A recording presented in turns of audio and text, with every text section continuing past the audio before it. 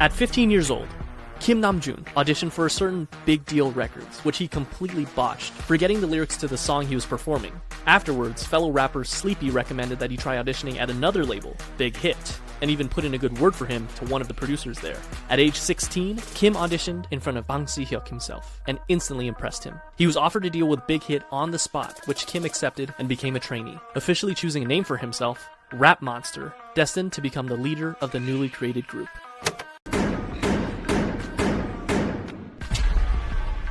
Min Young-gi was a 17-year-old living in Daegu, an avid basketball player and rapper. He had been interested in music, especially rap, from a very early age, and despite his parents' disapproval, started performing as a rapper while still in high school. He quickly gained attention as a rapper and producer in the underground hip-hop scene. One day he saw a flyer for a rap competition called Hit It and decided to participate. And although he only placed second, the company hosting the competition, you guessed it, Big Hit, decided to sign him on as a producer. Hitman Bang spoke with him afterwards, convincing him to join a newly created hip-hop group. He told him to just focus on rapping and assured him that he wouldn't need to dance. He was lying. And just like that, the new group had a second member, known as Suga, a combination of the first two syllables of shooting guard, his favorite position in basketball.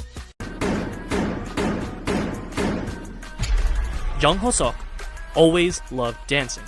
He was in the starting lineup of the dance crew Neuron in his hometown, Gwangju. He was good at it too, winning several local championships and even winning a championship at the national level in 2008. When he decided to audition for JYP Entertainment though, after a few rounds of auditions, he was cut. Fortunately, he didn't give up and went to his second option, a smaller, lesser-known company, Big Hit Entertainment. His dance skills and strong understanding of rhythm made him an instant favorite, and he was signed on as J-Hope.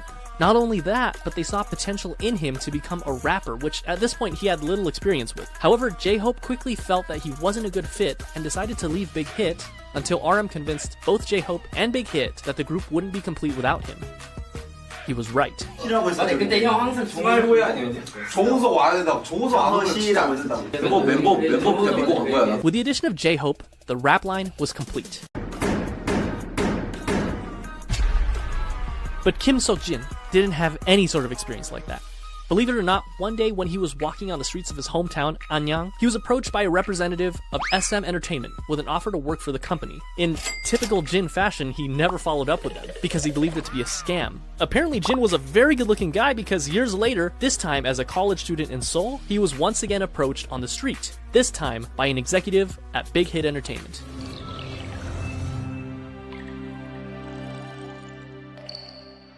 He didn't sing, he didn't dance. He was at school to become an actor, and he decided to audition to become an actor. Big Hit, however, had different plans for him, and convinced him to become a vocalist for their new group.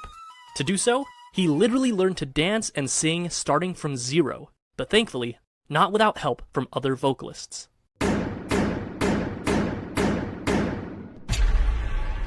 John Jung-kook initially had dreams of becoming a badminton player when he was young, but after seeing G-Dragon perform Heartbreaker on television, it influenced him to want to become a singer instead. Because of this, at only age 14, he decided to audition for the South Korean talent show, Superstar K.